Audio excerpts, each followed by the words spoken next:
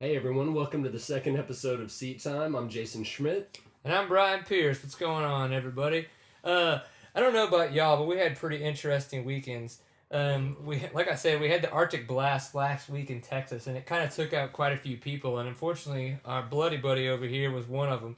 So he's going to go ahead and give us a little bit of a recap of what it's all about being worthless on your own couch.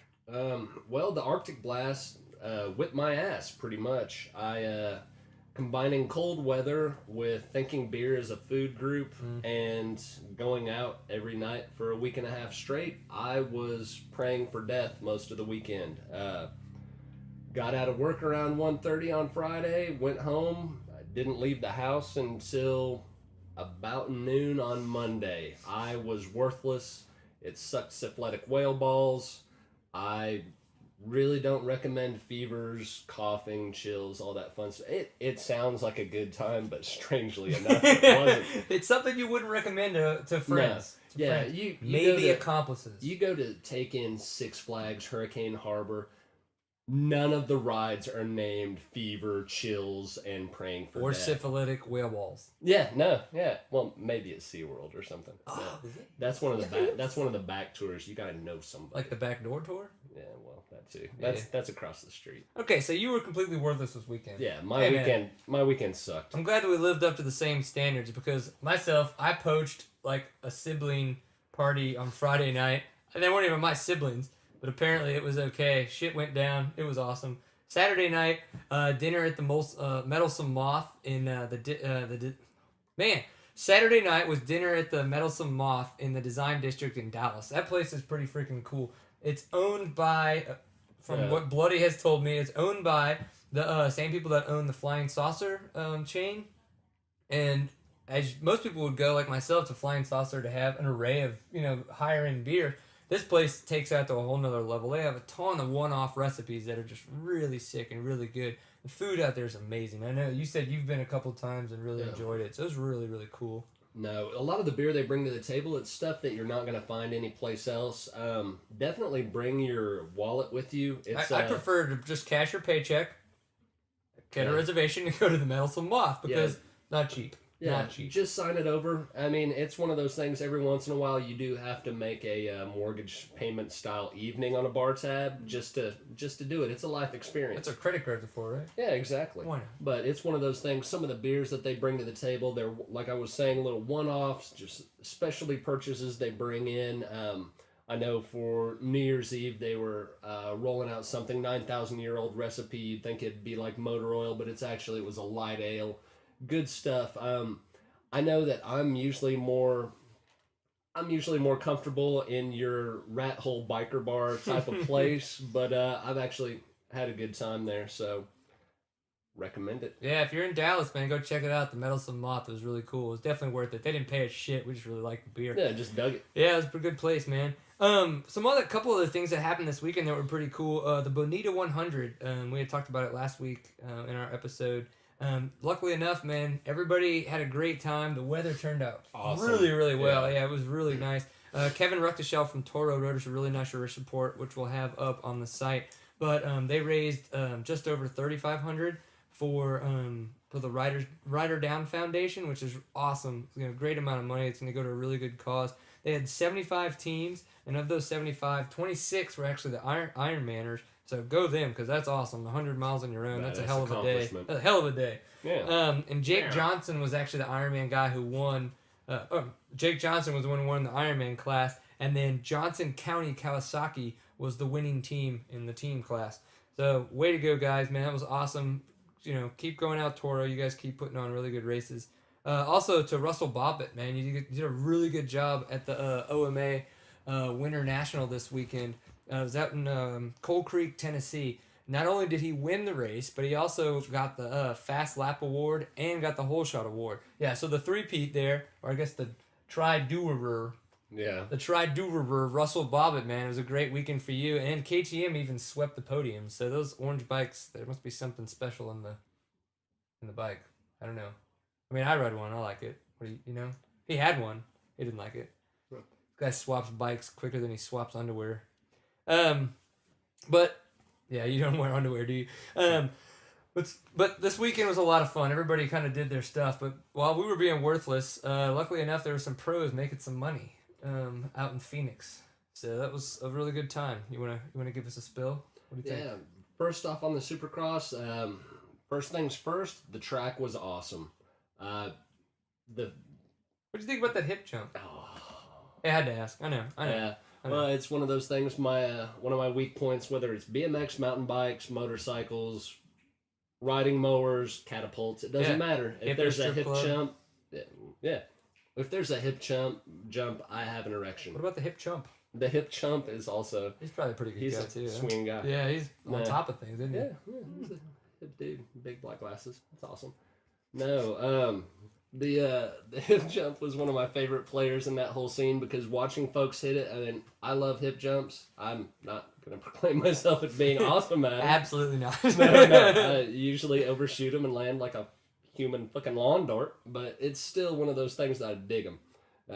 It feels good when you hit him right, that's for sure. Yeah, watching everybody come over at the style that watching someone that knows how to hip jump, that smooth style, just kind of pancaking it out, rolling over that, then watching the people that went through with complete body lock, that you could tell that they had no earthly idea. It was one of those just kind of equalizer. It's just like, I'll be damned, this doesn't go straight. Yeah. What the hell? Yeah. No, that hip jump was really tits.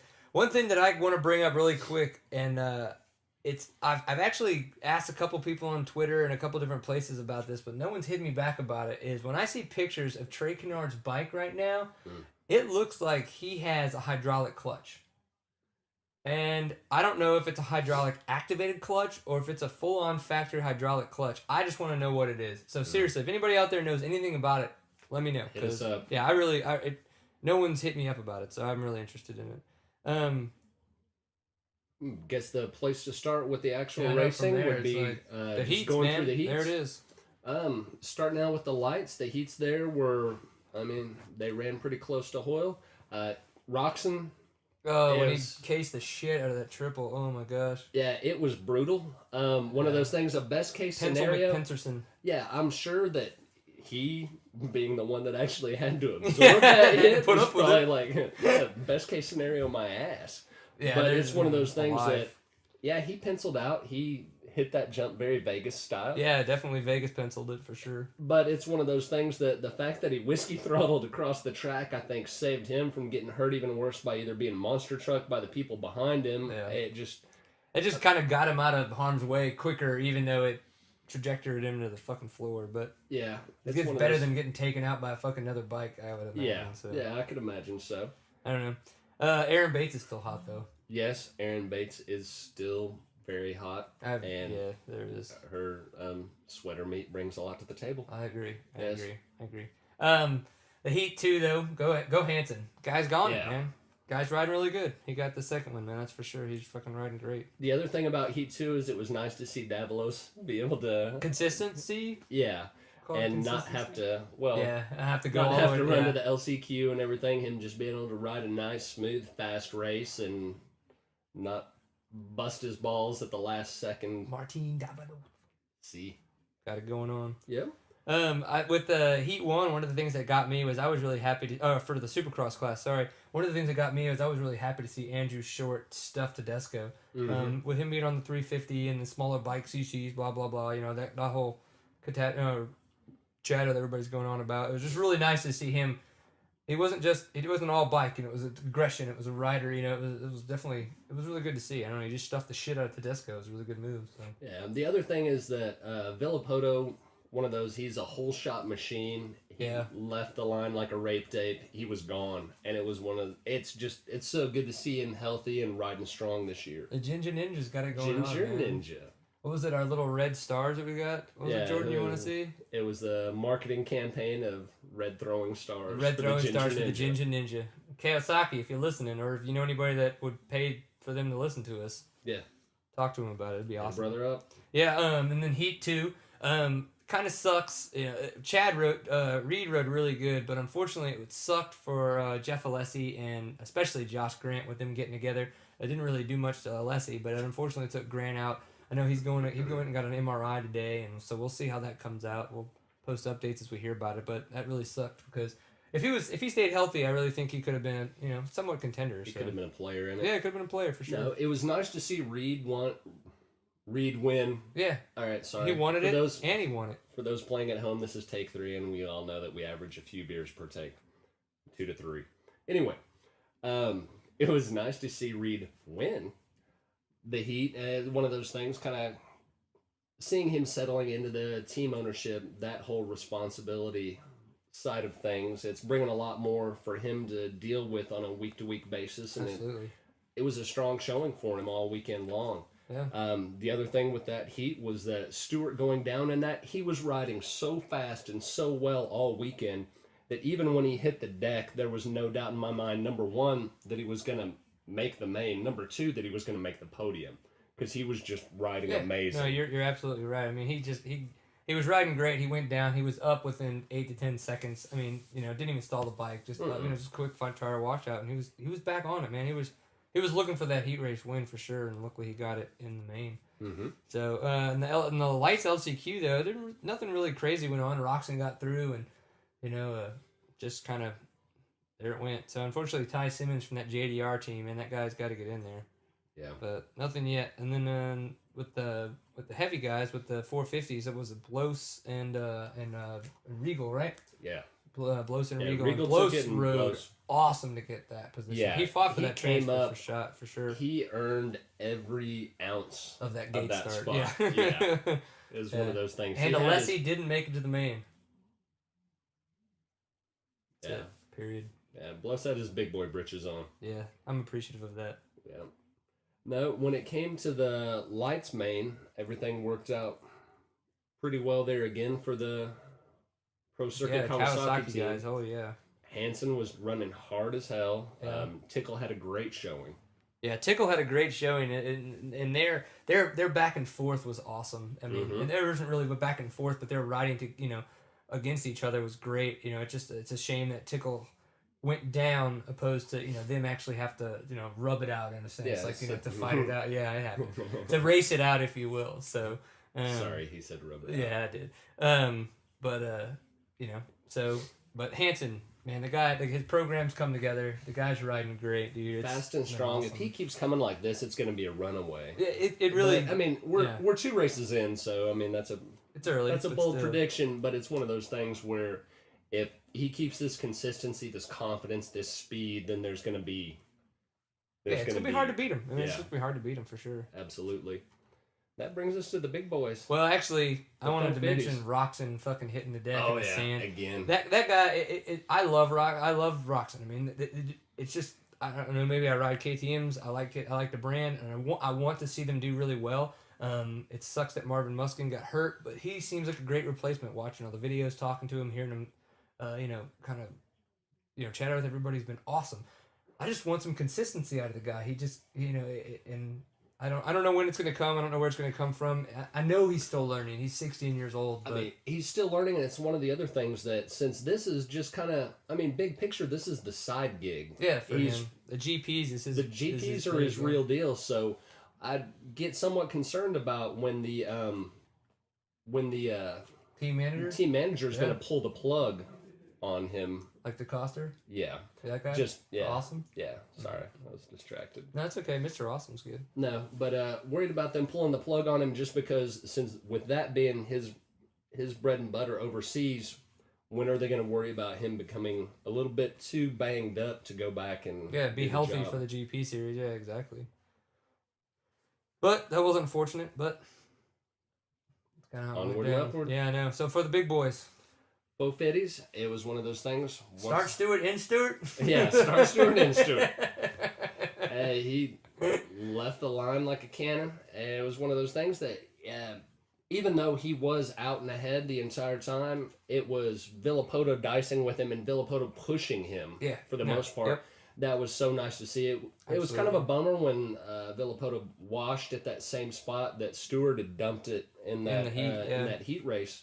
It seemed like that jumped up and bit a lot of folks, but seeing him being able to push Stewart, that number one, that's a great endorsement for the Ginger Ninja, and number two, it's one of those things that is just going to make it for a more interesting season if there's someone that's there kind of nipping at Stewart's heels. Yeah, Yeah, big picture though, the finish of it, we had another week where you've got the big names running in the top 5 places in the final. Did you say it was like finish. 13 points apart Yeah, with all 13 those guys? points apart. 2 races in, 13 points separating first from fifth. If we can keep that kind of consistency between the big names in the group, it's going to make for an interesting year. I think it's gonna be a great series, man. And it's just gonna be awesome, dude. Everybody's been riding really good. It sucks that Grant had to go out so early, but everybody's healthy. Everybody's riding great, and everybody's egos seem to have kind of worked out. All the maturity levels are at a really good place.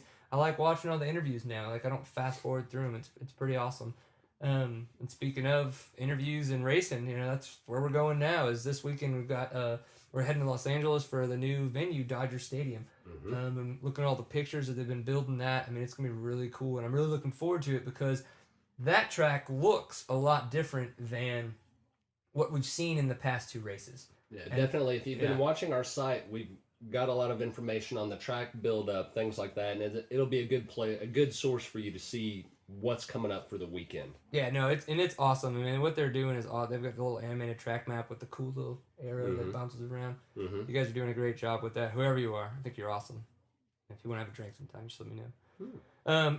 Other stuff coming up this weekend. I think you were looking around. You found some hare and hound stuff. First weekend of first round of the AMA Hare and Hound Series is in Lucerne, California this weekend. So a lot of the big names in the off-road scene are going to be out there and making their first go of the series. Yeah, look for Destry Abbott out there in those Kawasaki. Did you see those pictures of the Kawasaki team with all? That's some mean green looking sons of bitches, dude. Those things look my great, manhood dude. was fully engorged. Yeah, it was some engorgement for sure from all of us, I would imagine.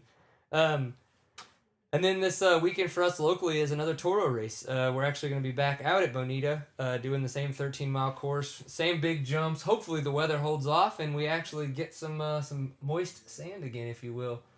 Yeah, I know. I think it'd be pretty good. I don't know for a fact that I'm going to do all that well. I'm going to go out there and ride my ass off. But I'm not a motocross big jump guy, so I don't know. We'll see. I'll be drinking. I think it'll be fun. Is that your plan? That is my plan. Well, Bloody's single, so he's me kind of looking around for some stuff. All right, man. We want to thank you guys for coming and watching, man. It's been a great time. Let us know what you think. Please hit us back with info. Again, Brian Pierce. Jason Schmidt. Hit us up, man. seattime.co. And you can find us on Twitter at seattime_co. Right.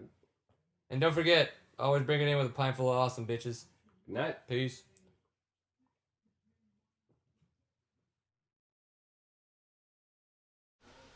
We're recording audio and roll. Ready? Let's see what happens.